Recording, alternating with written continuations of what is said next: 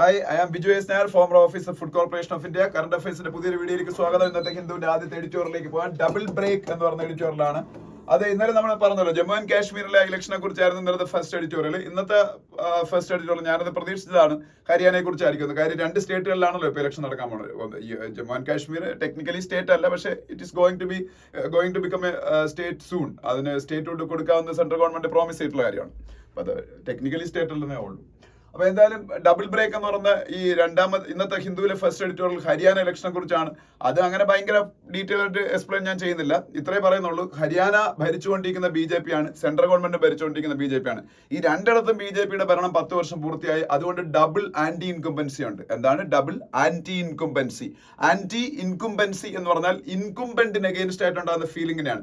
ഇൻകുംബന്റ് എന്ന് പറഞ്ഞാൽ അപ്പൊ ഭരണത്തിൽ ഇരിക്കുന്ന ആള്. അപ്പൊ ആന്റി ഇൻകുംബൻസി എന്ന് പറഞ്ഞാൽ ഭരണവിരുദ്ധ വികാരം. അത് സെൻട്രൽ ഗവൺമെന്റിനെതിരെ ഉണ്ട്, സ്റ്റേറ്റിനെതിരെയും കാണും. കാര്യം 10 വർഷമായല്ലേ, 10 വർഷത്തിൽ കൂടുതലായിട്ട് അവരല്ലേ ഭരിക്കുന്നത്.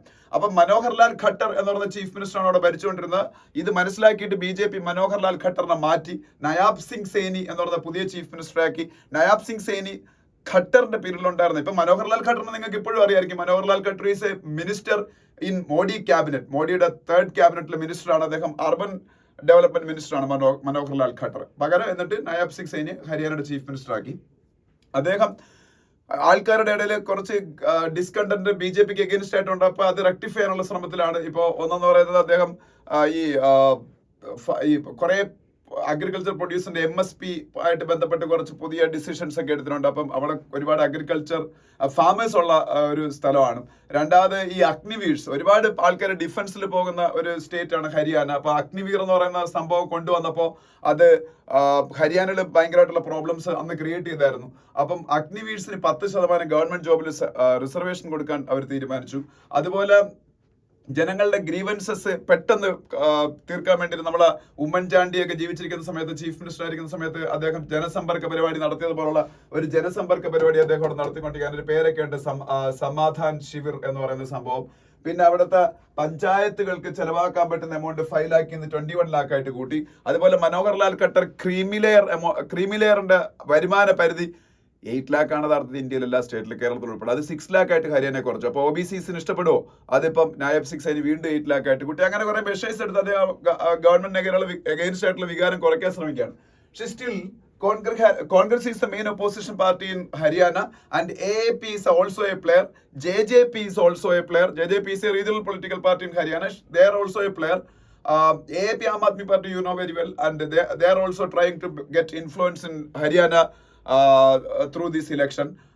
But Congress is the main opposition party, and they will be the direct beneficiary due to the anti-incumbency against the BJP government. അപ്പോൾ അവര് അവിടെ ഗവൺമെന്റ് ഫോം ചെയ്യുന്ന എല്ലാവരും പ്രതീക്ഷിക്കുന്നുണ്ട്.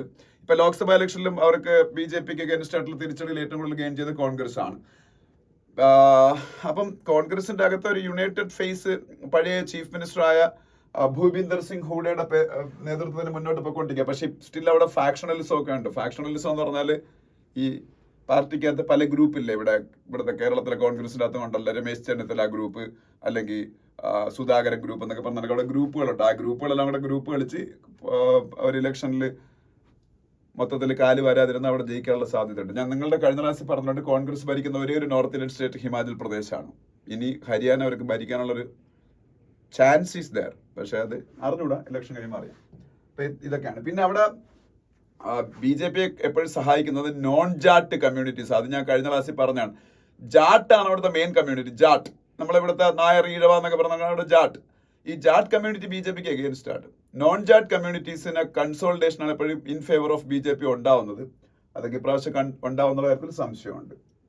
പിന്നെ farmers agitation against Narendra Modi government ഏറ്റവും കൂടുതൽ ഇൻഫ്ലുവൻസ് ചെയ്തൊരു സ്റ്റേറ്റ് ആണ് Haryana. After Punjab, the farmers were up in arms against central government in 2021-22 period.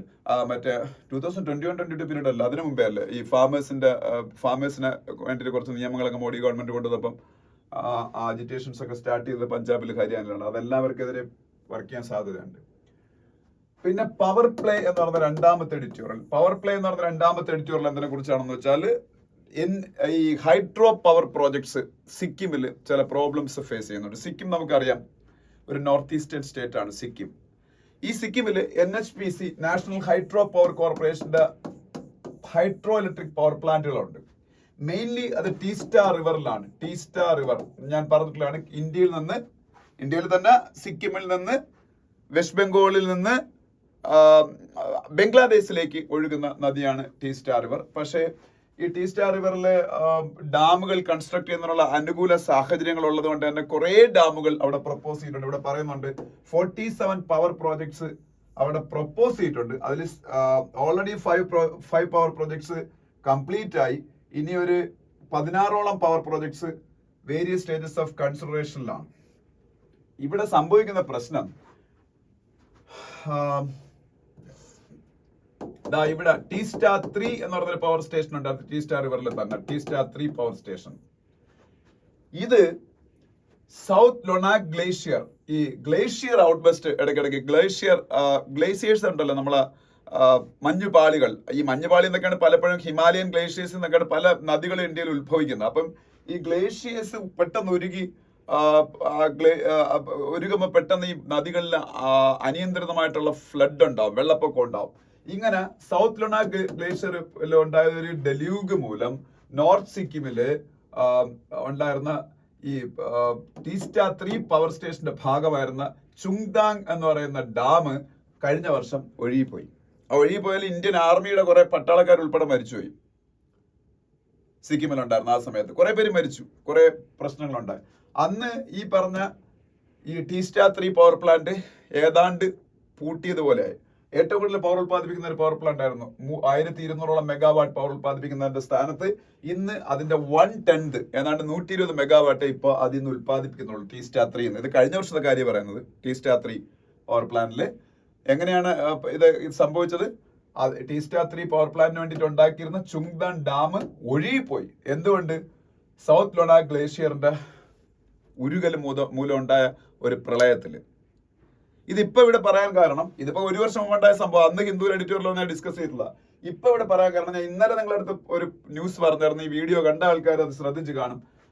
ഇതുപോലെ നാഷണൽ ഹൈഡ്രോ ഇലക്ട്രിക് പവർ കോർപ്പറേഷന്റെ ടീസ്റ്റ 5 ഹൈഡ്രോ പവർ സ്റ്റേഷൻ, ഇത് ടീസ്റ്റ 3യുടെ കാര്യമാണ് കഴിഞ്ഞ വർഷം നടന്നത്. ടീസ്റ്റ 5 ഹൈഡ്രോ പവർ സ്റ്റേഷനിൽ വീണ്ടും ഇന്നലെ ഒരു ലാൻഡ് സ്ലൈഡ് ഉണ്ടായി. നമ്മളെ ഇവിടെ ഉണ്ടായതുപോലെ വയനാട്, അതാണ് തുടക്കത്തിൽ ഒരു വയനാടിന്റെ കാര്യം പറയുന്നുണ്ട്.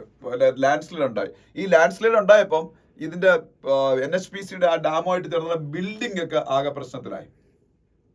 കുറച്ച് വീടുകൾക്കൊക്കെ നാശം സംഭവിച്ചു. ആരും മരിച്ചില്ല. പക്ഷെ ഈ രണ്ട് വിഷയങ്ങൾ ഇപ്പൊ അടുപ്പിച്ച് രണ്ട് പ്രശ്നങ്ങൾ ടീസ്റ്റ 3 പവർ പ്ലാന്റിലും ടീസ്റ്റ 5 പവർ പ്ലാന്റിലും ഏതാണ്ട് ഒരു വർഷത്തിനകത്ത് വെച്ച് ഉണ്ടായത്. ഇത് ഗുരുതരമായിട്ടുള്ള ചില ക്വസ്റ്റ്യൻസ് ഉണ്ടാക്കുന്നുണ്ട്. ഈ ടീസ്റ്റ റിവർ ഞാൻ പറഞ്ഞു ഇന്ത്യയിലെ നോർത്ത് സിക്കിമിലെ സോ ലമോ ലേക്കിൽ നിന്നാണ് ഇത് ഒറിജിനേറ്റ് ചെയ്യുന്നത്. എന്നിട്ട് ഇതൊരു ബ്രഹ്മപുത്രയുടെ ഒരു ട്രിബ്യൂട്ടറിയാണ്. ബ്രഹ്മപുത്ര റിവറിന്റെ ഒരു ട്രിബ്യൂട്ടറിയാണ് ടീസ്റ്റ. ഇത് ഏതാണ്ട് 150 കിലോമീറ്റർ സിക്കിമിൽ നിന്ന് കൂടെ ഒഴുകി 123 കിലോമീറ്റർ വെസ്റ്റ് ബംഗാളിൽ കൂടി ഒഴുകി കൂച്ച് ബെഹാർ ഡിസ്ട്രിക്ട് എന്ന് പറയുന്ന സ്ഥലത്തുകൂടെ ബംഗ്ലാദേശിൽ എത്തിയിട്ട് അവിടെ നിന്ന് ഏതാണ്ട് ബംഗ്ലാദേശിൽ കൂടെ 140 കിലോമീറ്റർ ഒഴുകിയിട്ട് ബേ ഓഫ് ബംഗാളിൽ ചെന്ന് ജോയിൻ ചെയ്യും. അതാണ് ഈ റിവർ.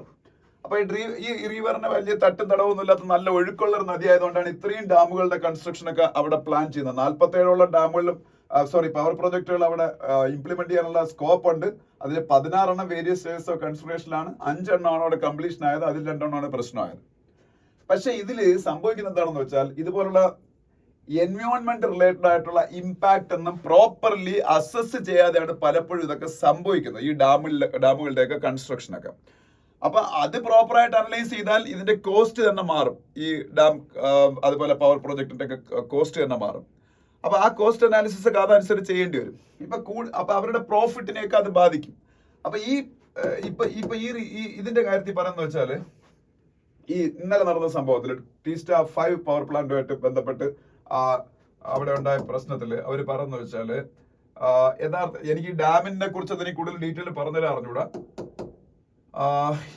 ഈ പവർ പ്രോജക്ട് നടപ്പാക്കുന്ന ഒരു കോൺക്രീറ്റ് ഫേസ്ഡ് റോക്ക് ഫിൽ ഡാം ആണ് ഇതിനു വേണ്ടിയിട്ട് കൺസ്ട്രക്ട് ചെയ്തത്. യഥാർത്ഥത്തിൽ കോൺക്രീറ്റ് ഗ്രാവിറ്റി ഡാം ആയിരുന്നു ഇതിന് ഏറ്റവും സ്യൂട്ടബിൾ. കോൺക്രീറ്റ് ഗ്രാവിറ്റി ഡാമും കോൺക്രീറ്റ് ഫേസ് റോക്ക് ഫിൽ ഡാമും തമ്മിലുള്ള ഡിഫറൻസ് എന്താണെന്ന് നിങ്ങൾ ഗൂഗിളിലെങ്ങാനും സെർച്ച് ചെയ്ത് കണ്ടുപിടിച്ചോ. അതെനിക്ക് അറിഞ്ഞുകൂടാ. അപ്പൊ ഞാനതെ കുറിച്ച് അത് വേണമെങ്കിൽ വായിച്ചാൽ മനസ്സിലാവുന്നുള്ളൂ. എനിക്ക് മോർണിംഗിൽ അതെല്ലാം കൂടെ നോക്കാനുള്ള സമയം കിട്ടിയില്ല. ഞാനിപ്പം 7:30 ആയതിപ്പം നിങ്ങളുടെ ഡിസ്കസ് ചെയ്തോണ്ടിരിക്കുന്ന, റെക്കോർഡ് ചെയ്തോണ്ടിരിക്കുന്ന. അപ്പം കോൺക്രീറ്റ് ഗ്രാവിറ്റി ഡാം ആയിരുന്നെങ്കിൽ കൂടുതൽ പ്രൊട്ടക്ഷൻ കിട്ടുമായിരുന്നു. പക്ഷേ കോൺക്രീറ്റ് ഫേസ്ഡ് റോക്ക് ഫിൽ ഡാം ആണ് അവർ ചെയ്തത്. കാര്യം എന്താണ്? കോസ്റ്റ് കുറയ്ക്കാൻ വേണ്ടിയിട്ട്. അതുകൊണ്ട് മാത്രമാണ് ഇങ്ങനെ ഒരു ചെറിയ ലാൻഡ്സ്ലൈഡ് ഉണ്ടായപ്പോൾ ഈ ഡാം അങ്ങ് വാഷ് അവേ ആയി പോയതെന്നാണ് ഇതിൽ പറയുന്നത്. അപ്പോ ഇനി ഇത്തരത്തിലുള്ള ഡാമുകൾ ഈ സിക്കിം മേഖലയിൽ ഈ ടീസ്റ്റാ റിവറിലും ഒക്കെ ബിൽഡ് ചെയ്യുമ്പോൾ ഇതിന്റെ എൻവയോൺമെന്റൽ കോൺസിക്വൻസസ് അല്ലെങ്കിൽ എൻവയോൺമെന്റ് ഇമ്പാക്ട് അസസ്മെന്റ്, ഇങ്ങനെ ഒരു സംഭവമുണ്ട്. EIA, ഏത് പ്രോജക്ട് നടപ്പാക്കുമ്പോഴും എൻവയോൺമെന്റ് ഇമ്പാക്ട് അസസ്മെന്റ്, ഇതൊക്കെ പ്രോപ്പർ ആയിട്ട് കണ്ടക്ട് ചെയ്തിട്ട് നടപ്പാക്കിയാലേ ഇത് പിന്നീട് പബ്ലിക്കിന് ഇത് ഉപയുക്തമായി മാറുള്ളൂ. അല്ലെങ്കിൽ സംഭവിച്ചെന്താണ്, കഴിഞ്ഞ വർഷം മറ്റേ ഡാം ഏതാണ്ട് ഡിഫക്റ്റ് ആയിപ്പം അതിന്റെ പവർ ജനറേഷൻ കപ്പാസിറ്റി 1/10 പോലും ഇപ്പൊ അത് ജനറേറ്റ് ചെയ്യുന്നില്ല. ഇപ്പൊ രണ്ടാമത്തെ ഡാം ഇപ്പൊ പൂട്ടിക്കിടക്കുകയാണ്. അതായത് ടീസ്റ്റാ 5 ഇന്നലെ ഉണ്ടായ പ്രശ്നങ്ങളിൽ കൂടെ, അന്നത്തെ പ്രശ്നങ്ങളിൽ കൂടെയൊക്കെ. അപ്പം ഇത്രയും കാശ് മുടക്കി ഇത് ഉണ്ടാക്കിയിട്ട് ഇത് പൂട്ടിപ്പോകുന്ന അവസ്ഥ ക്ഷണിച്ച് വരുത്താതിരിക്കാൻ ഏറ്റവും നല്ലത് പ്രോപ്പർ ആയിട്ടുള്ള എൻവയോൺമെന്റ് ഇമ്പാക്ട് അസസ്മെന്റ് സ്റ്റഡിയൊക്കെ നടത്തിയതിനു ശേഷം അതിനനുസരിച്ച് വേണം ഇതെല്ലാം ചെയ്യാൻ. അപ്പം ഇതാണ് രണ്ടാമത്തെ എഡിറ്റോറിയൽ എന്ന് പറയുന്നത്. പിന്നെ moral pressure and human rights compliance എന്ന് പറഞ്ഞൊരു ആർട്ടിക്കിൾ ഉണ്ട്. ഇത് ഞാൻ അങ്ങനെ ഡീറ്റെയിൽഡ് ആയിട്ട് ഡിസ്കസ് ചെയ്യുന്നുണ്ട്. കാരണം ഈ ഹിന്ദുവിൽ ഇപ്പൊ ഇടയ്ക്കിടയ്ക്ക് ഓരോരോ ആർട്ടിക്കിൾസ് വരും. സത്യത്തിൽ വിഷയമൊക്കെ വളരെ പ്രധാനപ്പെട്ട വിഷയങ്ങളാണ്. ഈ ഹ്യൂമൻ റൈറ്റ് ആണ് ഇതിൽ പറയുന്ന വിഷയം. പക്ഷെ സത്യത്തിൽ പലപ്പോഴും എനിക്ക് തോന്നുന്ന കാര്യം എന്ന് വെച്ചാൽ ഈ ആർട്ടിക്കിൾസ് സത്യത്തിൽ പ്രോപ്പറായിട്ട് ഒരു കണ്ടന്റും കാണത്തില്ല. കുറെ ആൾക്കാർ അവര് ഇംഗ്ലീഷ് നന്നായിട്ട് കൈകാര്യം ചെയ്യാൻ അറിയാവുന്നവരായിട്ട് നല്ലൊരു ലിറ്ററേച്ചർ അതിൻ്റെ അകത്ത് കാണുന്നുള്ളതിനപ്പുറം കോൺക്രീറ്റ് ആയിട്ടുള്ള സജഷൻസോ ഒന്നും കാണത്തില്ല. ഈ ഓതറിന്റെ കുറച്ച് ഇമാജിനേഷൻസ് അല്ലെങ്കിൽ ഫാന്റസീസ് ആയിരിക്കും എൻ്റെ അകത്ത് എഴുതി വെച്ചേക്കുന്നത്. അത് ഒരു രീതിയിലും നമ്മളുടെ വേൾഡിന് ഇന്ന് വർക്കൗട്ട് ആവുന്ന കാര്യങ്ങളും ആയിരിക്കും എഴുതിയേക്കുന്നത്. ഇതിൻ്റെ അകത്ത് ഞാൻ പറഞ്ഞത് ഇതിൽ എന്താണ് എഴുതിയേക്കുന്നത് വെച്ചാൽ ഹ്യൂമൻ റൈറ്റ്സ് വയലേഷൻസിൽ വേൾഡ് ഓവർ നടക്കുന്നുണ്ടെന്ന് നമുക്കറിയാം. ഹ്യൂമൻ റൈറ്റ്സ് വയലേഷൻസ് ഇപ്പോൾ ഇതിൻ്റെ അകത്ത് തന്നെ എക്സാമ്പിൾ ആയിട്ട് പറഞ്ഞത് ചൈനയിലെ സിൻജിയാൻ പ്രോവിൻസിൽ യൂഗർ മുസ്ലിംസിന് അഗെയിൻസ്റ്റ് ആയിട്ട് നടക്കുന്ന ഹ്യൂമൻ റൈറ്റ്സ് വയലേഷൻസ് നമുക്കറിയാം. മ്യാൻമറിൽ ഡെമോക്രാറ്റിക് പ്രൊട്ടസ്റ്റേഷന് അഗെയിൻസ്റ്റ് ആയിട്ട് പട്ടാളം നടത്തുന്ന വയലേഷൻസ്, ഹ്യൂമൻ റൈറ്റ്സ് വയലേഷൻസ് നമുക്കറിയാം. അതിനു മുമ്പ് മ്യാൻമറിൽ ഡെമോക്രാറ്റിക് ഗവൺമെന്റ് ഭരിക്കുന്ന സമയത്ത് അവിടുത്തെ രോഹിംഗ്യ മുസ്ലിംസിന് അഗെയിൻസ്റ്റ് ആയിട്ടുണ്ടായ ഹ്യൂമൻ റൈറ്റ്സ് വയലേഷൻസ് നമുക്കറിയാം. യുക്രൈനിൽ റഷ്യ ഒരുപാട് ഹ്യൂമൻ റൈറ്റ്സ് വയലേഷൻസ് നടത്തിയിട്ടുണ്ട്. അതുപോലെ പലസ്തീനിൽ ഇസ്രായേൽ ബ്രൂട്ടൽ ആയിട്ടുള്ള ഹ്യൂമൻ റൈറ്റ്സ് വയലേഷൻസ് നടത്തിക്കൊണ്ടിരിക്കുന്നു. പിന്നെ ആഗസ്റ്റോ പിനേഷ് എന്ന് പറഞ്ഞ ആളുടെ ചിലിയിലെ വയലേഷൻസും സെർബിയയിലെ ഡിക്റ്റേറ്റർ നടത്തിയ വയലേഷൻസും എല്ലാം ഇതിൽ പറയുന്നുണ്ട്. അപ്പൊ ഈ വയലേഷൻസ്, ഈ ഹ്യൂമൻ റൈറ്റ്സ് വയലേഷൻസ് നടത്തുന്ന ആൾക്കാരെ റിഫോം ചെയ്യിക്കാൻ അല്ലെങ്കിൽ അവർ ഇത്തരത്തിലുള്ള പിന്നീട് വയലേഷൻസ് സ്റ്റോപ്പ് ചെയ്യിപ്പിക്കാൻ നെയിമിംഗ് ആൻഡ് ഷെയ്മിംഗ് എന്ന് പറഞ്ഞൊരു മെത്തേഡ് ഉപയോഗിക്കാന്ന് പറഞ്ഞത്. അല്ലെങ്കിൽ എക്കണോമിക് സാങ്ഷൻസ് യൂസ് ചെയ്യാം എന്ന് പറഞ്ഞിരിക്കുന്നു. എക്കണോമിക് സാങ്ഷൻസ് യൂസ് ചെയ്യാൻ പറ്റുന്ന ഡെവലപ്ഡ് കൺട്രീസിനെ അത് ഇഫക്റ്റീവ് ആയിട്ട് യൂസ് ചെയ്യാൻ പറ്റും. ഇപ്പൊ അമേരിക്ക എക്കണോമിക് സാങ്ഷൻസ് പല രാജ്യങ്ങൾക്കും അഗേൻസ്റ്റ് ആയിട്ട് ഏർപ്പെടുത്താറുണ്ട്. ഇപ്പം റഷ്യക്കെതിരെ യുക്രൈൻ വാറിന്റെ പേരിൽ ഏർപ്പെടുത്തിയേക്കുന്ന പോലെ, ഇറാൻ അഗേൻസ്റ്റ് ആയിട്ട് അവരുടെ ന്യൂക്ലിയർ പ്രോജക്ട്സിന്റെ പേരിൽ ഏർപ്പെടുത്തിയേക്കുന്ന പോലെ എക്കണോമിക് സാങ്ഷൻസ് US-ഉം അവരുടെ അലയൻസ് കൺട്രീസ് ആയിട്ടുള്ള ഡെവലപ്ഡ് നേഷൻസ്, ഈ G7 രാജ്യങ്ങളൊക്കെ ഇംപ്ലിമെന്റ് ചെയ്യാറുണ്ട്. യൂറോപ്യൻ യൂണിയനൊക്കെ ഇംപ്ലിമെന്റ് ചെയ്യാറുണ്ട്. അവരൊക്കെ ഡെവലപ്ഡ് ആണ്. They can do that. But at the same time relatively less powerful countries financially and militarily, they cannot implement such kind of economic sanctions effectively against other nations. അപ്പം അവർക്ക് ചെയ്യാൻ പറ്റുന്നത് naming and shaming ആണെന്നാണ് പറഞ്ഞേക്കുന്നത്. അതെന്താണെന്നൊക്കെ മനസ്സിലാക്കി തരാം. അതായത് ഇപ്പോൾ UN റെസൊല്യൂഷൻസ് കൊണ്ടുവരിക. ഇപ്പൊ സൗത്ത് ആഫ്രിക്ക ചെയ്ത കാര്യം, സൗത്ത് ആഫ്രിക്ക ഒരു എക്കണോമിക് ജയന്റ് ഒന്നും അല്ല. സൗത്ത് ആഫ്രിക്ക എന്ന് പറഞ്ഞാൽ ആഫ്രിക്കയിൽ ഒരു ഡെവലപ്പിംഗ് കൺട്രി എന്നേ ഉള്ളൂ, ഒരു ബിഗ് ഡെവലപ്പിംഗ് കൺട്രി. ഇപ്പൊ സൗത്ത് ആഫ്രിക്ക എന്ത് ചെയ്തു? സൗത്ത് ആഫ്രിക്ക പോലുള്ള അല്ലെങ്കിൽ അതിനേക്കാളും ചെറിയ അൾജീരിയ ഒക്കെ പോലുള്ള രാജ്യങ്ങളൊക്കെ ഇസ്രായേലിന് അഗെയിൻസ്റ്റ് ആയിട്ട് ഇസ്രായേൽ നടത്തുന്ന ഹ്യൂമൻ റൈറ്റ്സ് വയലേഷൻസിന്റെ പേരിൽ UN റെസൊല്യൂഷൻസ് കൊണ്ടുവന്നു. ആ റെസൊല്യൂഷൻസ് ചിലതൊക്കെ അമേരിക്ക വീറ്റോ ചെയ്തത് കൊണ്ട് തന്നെ പാസ്സായില്ല, വീറ്റോ ചെയ്യാത്തതൊക്കെ ചിലതൊക്കെ പാസ്സായി. അങ്ങനെയൊക്കെയാണ് ചെയ്തത്. അല്ലെങ്കിൽ ആംനസ്റ്റി ഇന്റർനാഷണൽ പോലുള്ള ഹ്യൂമൻ റൈറ്റ്സ് ഫീൽഡിൽ പ്രവർത്തിക്കുന്ന ഓർഗനൈസേഷൻസ്, അല്ലെങ്കിൽ HRW പോലുള്ള ഹ്യൂമൻ റൈറ്റ്സ് ഫീൽഡിൽ പ്രവർത്തിക്കുന്ന HRW എന്ന് പറഞ്ഞാൽ ഹ്യൂമൻ റൈറ്റ്സ് വാച്ച് എന്ന് പറഞ്ഞൊരു ഓർഗനൈസേഷൻ ഉണ്ട്. ഹ്യൂമൻ റൈറ്റ്സ് വാച്ച് HRW, അല്ലെങ്കിൽ ആംനസ്റ്റി ഇന്റർനാഷണൽ നിങ്ങൾ കേട്ടിട്ടുണ്ടായിരിക്കും. ഇതൊക്കെ ഗ്ലോബൽ NGOs ആണ്. ആംനസ്റ്റി ഇന്റർനാഷണലും HRW ഒക്കെ. അവർക്ക് ഒരു ഓർഗനൈസ്ഡ് ക്യാമ്പയിൻ സ്റ്റാർട്ട് ചെയ്യാം ഈ ആക്ടിവിസ്റ്റുകൾ ഉപയോഗിച്ചുകൊണ്ട് ഇത്തരത്തിലുള്ള ഹ്യൂമൻ റൈറ്റ്സ് വയലേഷൻസ് ലോകത്തിലെ പല ഭാഗങ്ങളിലും പല രാജ്യങ്ങളിലും ഇന്ത്യയിൽ ഉൾപ്പെടെ നടക്കുന്ന ഹ്യൂമൻ റൈറ്റ്സ് വയലേഷൻസ് ഈ ആംനസ്റ്റി ഇന്റർനാഷണലൊക്കെ ഭയങ്കരമായിട്ട് ക്രിട്ടിസൈസ് ചെയ്യാറുണ്ട്. അങ്ങനെ നെയിം ആൻഡ് ഷെയിം ചെയ്യിക്കുക, ഇതൊക്കെ effective strategy to curb or control human rights violations taking place inside a country എന്നാ പറഞ്ഞേക്കുന്നത്. പക്ഷെ യാതൊരു അർത്ഥവുമില്ല. എന്താണ് ഈ രീതിയിൽ അച്ചീവ് ചെയ്തിട്ടുള്ളത്? ഇപ്പൊ ബംഗ്ലാദേശിൽ ഇപ്പൊ അവർ അതിന്റെ കാര്യം പറഞ്ഞിട്ടുണ്ട്. ബംഗ്ലാദേശിൽ ഒരു ഓർഗനൈസ്ഡ് ആയിട്ടുള്ള മാസ് ആയിട്ടുള്ള അജിറ്റേഷൻ സ്റ്റുഡൻസിന്റെ ഭാഗത്തു നിന്നൊക്കെ ഒരു spontaneous uprising against some kinds of എന്താ പറയുന്ന ഡിസ്ക്രിമിനേഷൻ. അതായത് അവിടെ കോട്ട, ജോബ് കോട്ടയാണ് അവിടെ അതിനോട് കാരണമായി മാറിയതെങ്കിലും അത്തരത്തിലുള്ള ഡിസ്ക്രിമിനേഷൻ അഗൈൻസ്റ്റ് ആയിട്ട് അങ്ങനെ ഉണ്ടായപ്പോൾ അവിടെ ഒരു റെജിം ചേഞ്ച് തന്നെ ഉണ്ടായെന്ന് നമ്മൾ കണ്ടു. അത് ലോകത്തിൽ പല രാജ്യങ്ങളിലും ഉണ്ടായിട്ടുണ്ട്. പക്ഷേ ഈ ഹ്യൂമൻ റൈറ്റ്സ് വയലേഷൻസ് പല രാജ്യങ്ങളിൽ നടക്കുമ്പോൾ ചൈന യൂഗർ മുസ്ലിംസ് ആയിട്ട് സിൻജിയാങ് പ്രൊവിൻസിൽ നടത്തിയ ഹ്യൂമൻ റൈറ്റ്സ് വയലേഷൻസിൽ ലോകം അവരെ നെയിം ആൻഡ് ഷെയിം ചെയ്തിട്ട് എന്ത് ആണ് അതിൽ നേടിയത്? അവിടെ ഇപ്പോഴും അത് തന്നെയാണ് അവിടുത്തെ യൂഗർ മുസ്ലിംസിന്റെ അവസ്ഥ. ഇസ്രായേലിന്റെ അഗേൻസ്റ്റ് ആയിട്ട് പിന്നീട് UN ഒരുപാട് റെസൊല്യൂഷൻസ് പല രാജ്യങ്ങളും കൊണ്ടുവന്ന് നെയിം ആൻഡ് ഷെയിം ചെയ്തിട്ട് ഇസ്രായേൽ അത് കൺസിഡർ ചെയ്യാതെയാണ് ഇപ്പോഴും അമേരിക്കയുടെ സപ്പോർട്ടോടുകൂടി ഓപ്പൺ ആയിട്ടുള്ള ബ്രൂട്ടൽ ആയിട്ടുള്ള അഗ്രഷൻസ് ഇസ്രായേലിൽ അല്ല പാലസ്റ്റീനിൽ നടപ്പാക്കിക്കൊണ്ടിരിക്കുന്നത്. അല്ലെങ്കിൽ റഷ്യക്ക് മുകളിൽ അല്ലെങ്കിൽ റഷ്യയുടെ ഡിക്റ്റേറ്റർ പോലെ അവിടെ ഭരിച്ചുകൊണ്ടിരിക്കുന്ന വ്ളാഡിമിർ പുടിന്റെ ആക്ഷൻസിൽ എന്ത് ഇൻഫ്ലുവൻസ് ആണ് പിന്നീട് ഇതുപോലുള്ള നെയിം ആൻഡ് ഷെയിമിങ്? ഇപ്പൊ ഈ റഷ്യ ഇപ്രാവശ്യത്തെ ഒളിമ്പിക്സിൽ പങ്കെടുക്കാൻ പോലും സംഭവിച്ചില്ല.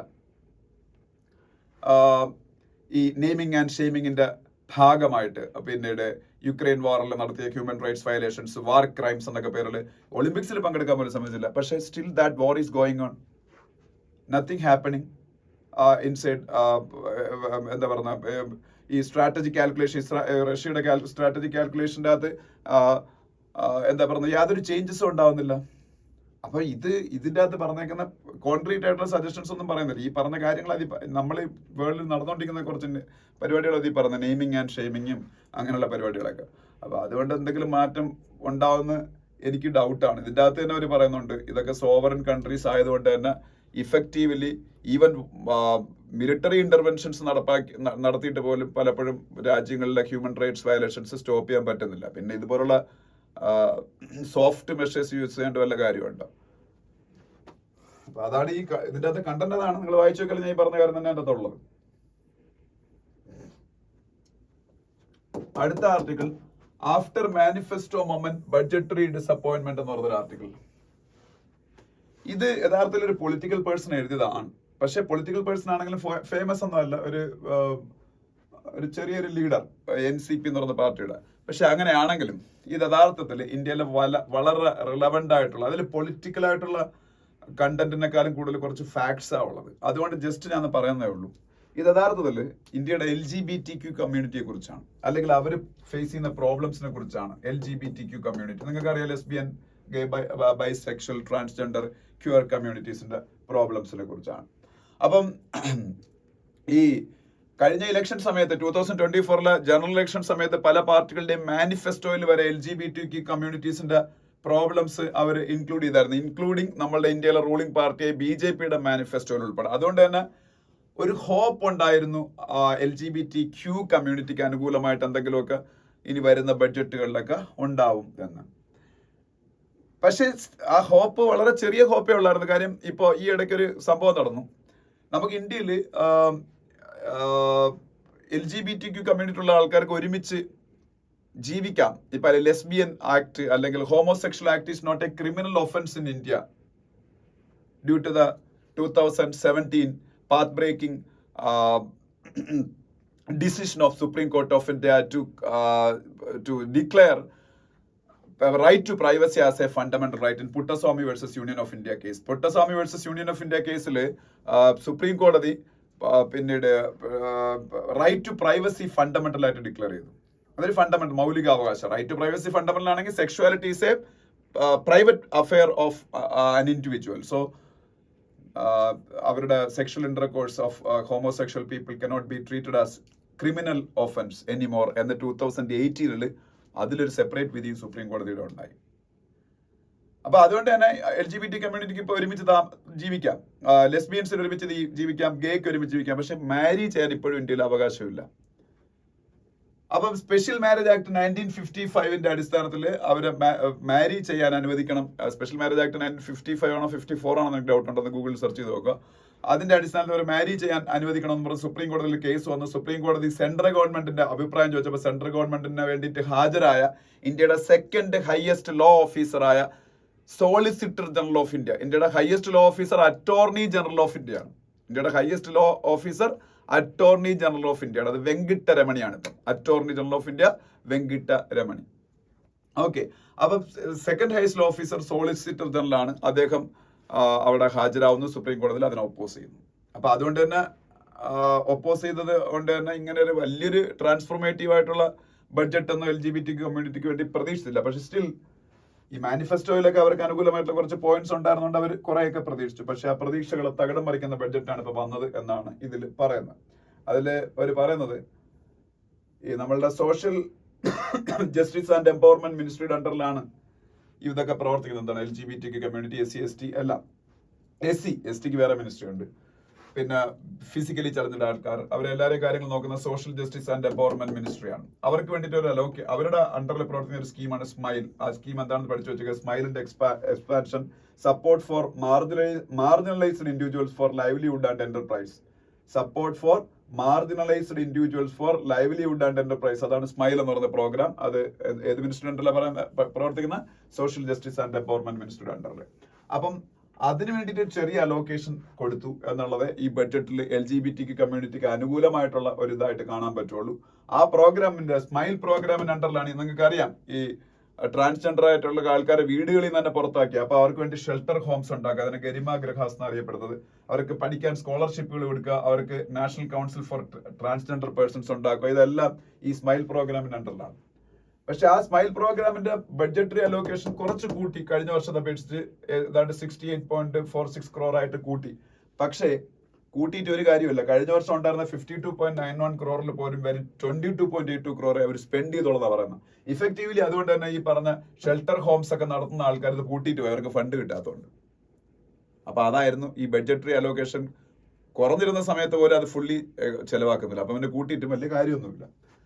അത് ഒഴിവാക്കിയാൽ, അത് കൂട്ടി എന്നുള്ളത് ഒഴിവാക്കിയാൽ വേറെ ഒരു കാര്യത്തിലും പ്രോപ്പറായിട്ട് ഈ ട്രാൻസ്ജെൻഡേഴ്സിന് ഗുണം കിട്ടുന്ന പല മേഖലകളിലും ബഡ്ജറ്റ് അലോക്കേഷൻ കുറയ്ക്കുമായിരുന്നാണ് പറഞ്ഞിരിക്കുന്നത്. ഇതിന്റെ എക്സാമ്പിൾ ആയിട്ട് അത് പറഞ്ഞിരിക്കുന്നത് നാക്കോയുടെ എക്സാമ്പിളാണ്. നാക്കോ നിങ്ങൾ ഒരു പക്ഷേ കേട്ടിട്ടുണ്ടായിരിക്കും. എയ്ഡ്സിനെ കൺട്രോൾ ചെയ്യാൻ വേണ്ടി ഇന്ത്യയിലുണ്ടായ ഓർഗനൈസേഷനാണ് National AIDS Control Organisation. National AIDS Control Organisation എയ്ഡ്സിനെ കൺട്രോൾ ചെയ്യാനുള്ള ഓർഗനൈസേഷൻ ആണെങ്കിലും ഇപ്പൊ എയ്ഡ്സിനെ കൺട്രോൾ ചെയ്യുക മാത്രമല്ല അവർ ചെയ്യുന്നത്, സെക്ഷലി ട്രാൻസ്മിറ്റഡ് ആകുന്ന ഒരുപാട് ഡിസീസസ് ഉണ്ട്. അതിന്റെ എല്ലാത്തിനും എഗെയിൻസ്റ്റ് ആയിട്ടുള്ള പ്രിവെൻഷന് വേണ്ടി പ്രവർത്തിക്കുന്ന നാക്കോ ആണ്. അപ്പം STD എന്ന് പറയും, STI എന്ന് പറയും, സെക്ഷലി ട്രാൻസ്മിറ്റഡ് ഇൻഫെക്ഷൻസ്. അപ്പൊ ഇത് ഇന്ത്യയിലെ ഒരു സ്റ്റഡി പറയുന്നത് ഏതാണ്ട് 2.4 മില്യൺ ആൾക്കാർക്ക് ഇന്ത്യയിൽ HIV ഉണ്ടെന്നാണ്. HIV ഉള്ളതായിട്ട് ടെസ്റ്റിൽ തെളിഞ്ഞിട്ടുണ്ട്. ഈ ടെസ്റ്റ് പോലും ചെയ്ത HIV ഇൻഫെക്റ്റഡ് ആയിട്ട് ജീവിക്കുന്ന ഒരുപാട് ആൾക്കാർ വേറെയും ഉണ്ട്. അപ്പൊ അതുകൊണ്ട് തന്നെ നാക്കോ വളരെ ഇമ്പോർട്ടന്റ് ആണ്. മില്യൺസ് ഓഫ് ആൾക്കാർ ഇന്ത്യയിൽ HIV ഇൻഫെക്റ്റഡ് ആണ്.